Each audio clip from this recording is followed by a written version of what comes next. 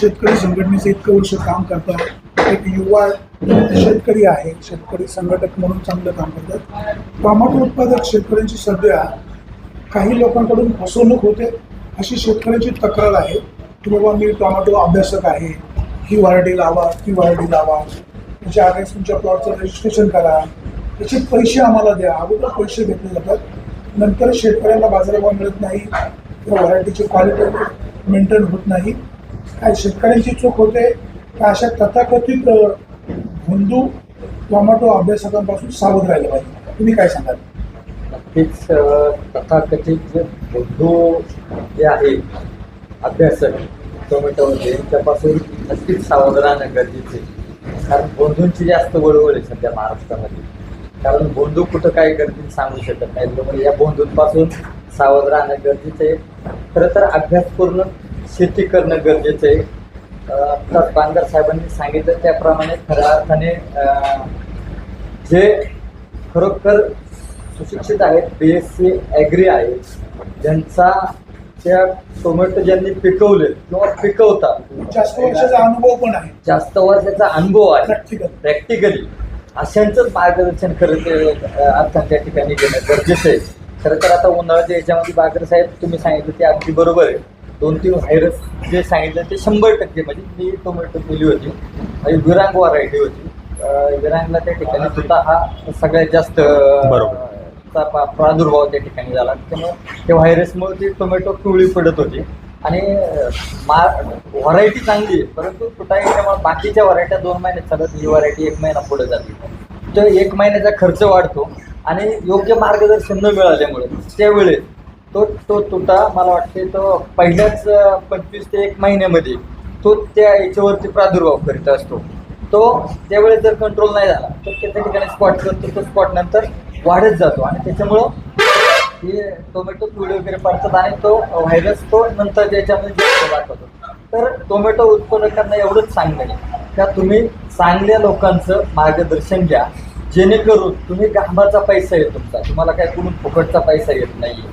सांगणारे भरपूर आहे, तुम्ही हे करा ते सांगणारे काही तर साहेब बुद्धिसाड एक काही तर दररोज फवारणी करायला सांगणार, परंतु त्याचा खरोखर तुम्हाला 48 तास 72 तास त्या ठिकाणी एक औषध मारल्यानंतर जाऊन देणं गरजेचं आहे.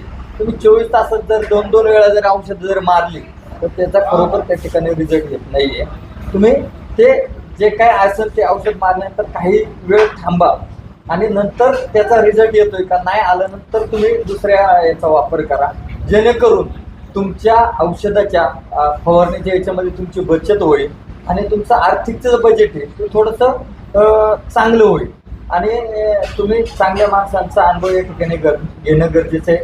मार्केटमध्ये टोमॅटो आणत असताना प्रतवारी सर्वात महत्त्वाची आहे. प्रतवारीनुसार त्या ठिकाणी तुम्हाला बाजार भेटला जातो.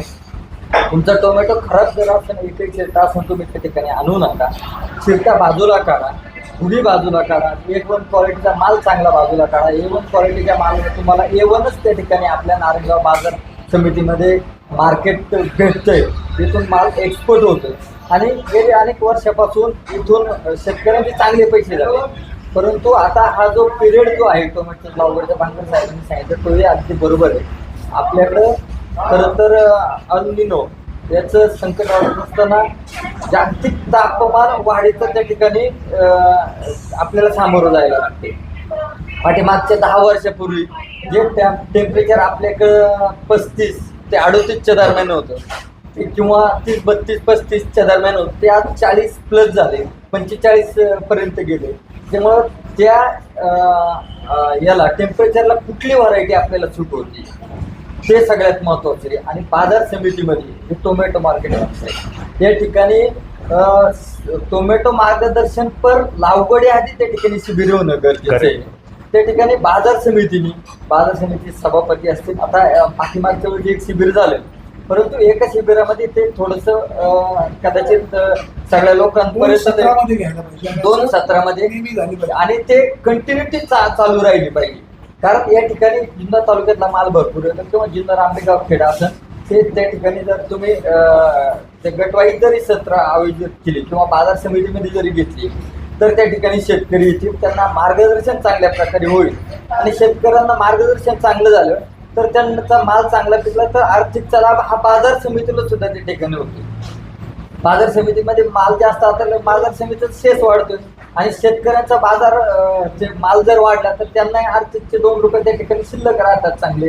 त्यामुळे बाजार समितीने त्या ठिकाणी शिबिर घेऊन शेतकऱ्यांना मार्गदर्शन. जे कथित टोमॅटो अभ्यासक जे आहेत, ज्या शेतकऱ्यांची फसवणूक झालेली आहे, अशा शेतकऱ्यांनी जर तुमच्याशी संपर्क साधला तुम्ही त्यांना न्याय मिळवून द्याल का आणि तुमचा नंबर डिस्प्ले कराल का?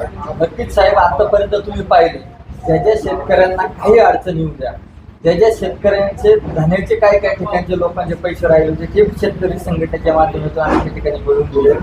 काही शेतकऱ्यांना आत्ताच्या याच्यामध्ये युरिया खताची टंचाई जाणवली, युरिया खतं जे शेतकरी फोन करतात त्यांना मिळवून दिलेले शेतकरी संघटनेच्या माध्यमातून आम्ही काम करतोय. एका शेतकऱ्याचे तर ऊसाचे पैसे अडकले होते तर त्या ठिकाणी येऊन अक्षरशः रडलाच आहे.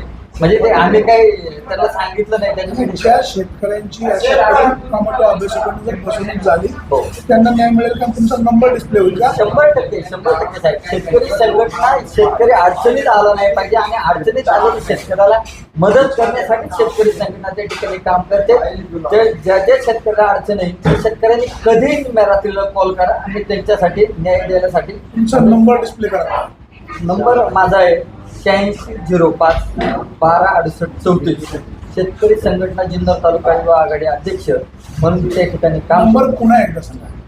माझा नंबर आहे 8605 126834. हा माझा मोबाईल क्रमांक आहे. ज्या शेतकऱ्याला ज्यांची कुणाची फसवणूक झाली असेल त्यांनी कधीही संपर्क करा. शेतकरी संघटनेच्या माध्यमातून आमचा कितीही वेळ गेला, एवढं त्या ठिकाणी पाणी जरी भरत जरी असलो साहेब, औषध जरी मारित जरी असलो तर ते काम सोडून शेतकरी जगला पाहिजे यासाठी मी त्या ठिकाणी नक्कीच 100% प्रयत्न करेन. तुमच्या माध्यमातून तुम्ही वेळोवेळी शेतकऱ्यांचे त्या ठिकाणी प्रश्न मांडत असता. विघ्नर टाइम्सला त्या ठिकाणी धन्यवाद देणं गरजेचं आहे, कारण विघ्नर टाइम्समुळे हे जे शेतकऱ्यांचे प्रश्न आहे सर्वसामान्य जनतेपर्यंत जातात, त्यांना त्या ठिकाणी न्याय मिळतो. आणि एकच मिनिटं घेतो आणि साहेब फक्त यामध्ये का जुन्नर तालुक्यामध्ये युरियाची त्या ठिकाणी बेकायदाच म्हणायला लागेल. कारण वेळोवेळी आम्ही काही जे अधिकारी आहेत कृषी विभागाचे त्यांना त्या ठिकाणी आम्ही निवेदनं दिली का जे वाढीव दराने जो युरिया विकला जातोय त्याच्यावरती आपण कुठेतरी अंकुश ठेवणं गरजेचं आहे. शेतकरी संघटनेच्या माध्यमातून पाठीमागच्या काळामध्ये युरिया मिळत नव्हता. शेतकरी संघटनेने पाठपुरावा करून तहसीलदार यांना निवेदन दिले, कृषी अधिकारी यांना ते ठिकाणी निवेदन दिली. आता युरिया उपलब्ध काही ठिकाणी आहे, परंतु तो बफर स्टॉक मध्ये आहे. तो बफर स्टॉक आता पाऊस झालेला आहे. तो काही सांगतात बा भातासाठी आम्ही तो ठेवलेला आहे, परंतु जिल्हाधिकारी यांना विनंती आहे आपल्या त्या ठिकाणी परवानगीने तो युरिया आपण त्या ठिकाणी शेतकऱ्यांसाठी उपलब्ध करून द्यावा. आणि ज्या ठिकाणी काही ठिकाणी साहेब शेतकऱ्यांकडून पॉज मशीनवरती त्या ठिकाणी युरियाचे 4 मशीनच्या त्या ठिकाणी पावत्या केल्या गेल्या. प्रत्यक्षात त्या ठिकाणी त्यांना 2च गुणी त्या ठिकाणी देण्यात आल्या आणि ते पण सगळीकडे ऑनलाईन पेमेंट घेत असताना एक सावरगावचा मनसुख म्हणून जो खत विक्रेता आहे त्यांनी त्या ठिकाणी ऑनलाईन पैसे घेतले नाही, ते ऑफलाईन त्या ठिकाणी पैसे घ्यायला लावले. आणि जुन्नर मधील सुद्धा एक विक्रेता आहे खत विक्रेता, त्यांनी 350 रुपयांनी काही शेतकऱ्यांकडून त्या ठिकाणी पैसे घेतलेले आहेत. माझी अधिकाऱ्यांना विनंती आहे, तुम्ही शेतकऱ्यांना खरोखर त्या ठिकाणी न्याय द्यायचा असेल तर जे काही अवैध त्या ठिकाणी खत विक्री होती किंवा जास्तीच्या दराने होती त्यांच्यावरती कारवाई करा आणि शेतकऱ्यांना त्या ठिकाणी न्याय मिळवून द्या. अन्यथा शेतकरी संघटना रस्ते उतरेल किंवा ठिळे आंदोलन करून असेल. वाणी साहेब, तुम्हाला पुन्हा एकदा धन्यवाद. तुमच्यामुळे या ठिकाणी शेतकऱ्यांना न्याय मिळतोय. तुम्ही सांगितल्याप्रमाणे शेतकऱ्यांना ज्या वेळेस अडचणी त्यावेळेस बाजार समितीचाही कुठले व्यापाऱ्याकडे पैसे राहिले असतील तर त्यासाठी आम्ही त्या ठिकाणी प्रयत्नशील आहोत. परंतु बाजार समितीमध्ये शेतकऱ्याचे पैसे राहतच नाही असा माझा एक अनुभव आहे. परंतु राहिले तरी बाजार समिती संचालक असतील, सभापती असतील, त्याचप्रमाणे जे सचिव आहेत ते वारंवार त्या ठिकाणी विनंती करत असतात की तुम्ही दुसऱ्या दिवशी तुमची पट्टी घेऊन जा. तुम्ही 2च दिवसात त्या ठिकाणी तुम्ही तुमची पट्टी घेऊन जायची. राहिल्यास कोणाचे पैसे त्या ठिकाणी त्वरित कळवा, तुम्हाला न्याय देण्याचा प्रयत्न राहील. धन्यवाद. जय शिवराय.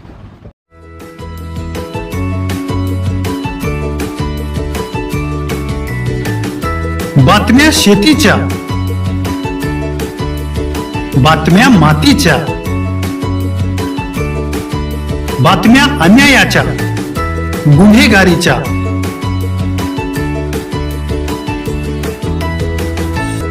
राजकारणाच्या आणि समाजकारणाच्या, शोषणाविरुद्ध बुलंद आवाज, जनसामान्यांच्या हुंकाराची गाज, सत्कार्याला प्रोत्साहन, दुष्कृत्याला अनुशासन, निर्भीड, निस्पृह, सडेतोड, बेधडक आणि रोखटोक म्हणजेच विघ्नहर टाइम्स. शोध बातमीचा, ध्यास सत्याचा. आपलं चॅनल, आपली बातमी. सबस्क्राईब तर कराच, पण बेल आयकॉनवर क्लिक करायलाही विसरू नका.